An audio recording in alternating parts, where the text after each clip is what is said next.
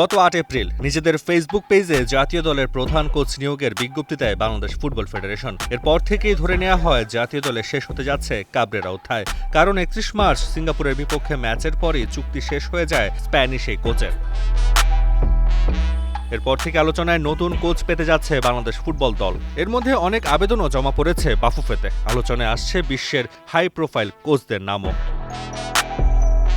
কিন্তু রবিবার ফুটবল ফেডারেশনের কার্যনির্বাহী কমিটির ৪ ঘণ্টার ম্যারাথন মিটিংয়েও নাকি সিদ্ধান্ত হয়নি কোচ নিয়োগের ব্যাপারে। অথচ বৈঠকের ১৮ এজেন্ডার ১১ নম্বরে ছিল জাতীয় ফুটবল দলের প্রধান কোচ নিয়োগ সহ গোলরক্ষক প্রশিক্ষক কে হবেন তা নিয়ে আলোচনা। কিন্তু তা আর হলো কই। সভা শেষে জানানো হয় এজেন্ডার প্রথম ১০ বিষয় নিয়ে কথা হয়েছে।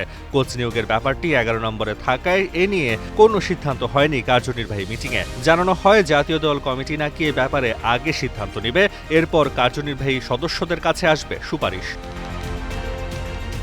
এরপরই আবারও আলোচনায় উঠে আসে বর্তমান কোচ হাভিয়ার কাবরেরার নাম। প্রশ্ন ওঠে, তাহলে কি কাবরেরার সঙ্গে আবারও চুক্তি বাড়াতে চায় ফুটবল ফেডারেশন? তাহলে কোচ নিয়োগের আবেদনই বা কেন গ্রহণ করছে বাফুফে? কাবরেরাকে বিদায় করার এখনও তাহলে চূড়ান্ত সিদ্ধান্ত নেয়নি ন্যাশনাল টিমস কমিটি? এসব প্রশ্নই ঘুরপাক খাচ্ছে ফুটবল ভক্তদের মনে।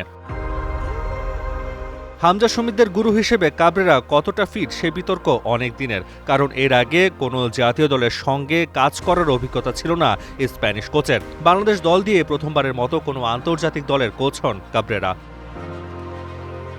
২০২২ সালে বাংলাদেশ জাতীয় দলের দায়িত্ব গ্রহণ করার পর বাংলাদেশ ফুটবলের ইতিহাসে বিদেশি কোচদের মধ্যে সবচেয়ে বেশি সময় দায়িত্বে আছেন কাবরেরা। তবে জাতীয় দলের বেশ কয়েকজন প্রবাসী ফুটবলার আসার পর থেকেই তার যোগ্যতা নিয়ে ওঠে প্রশ্ন।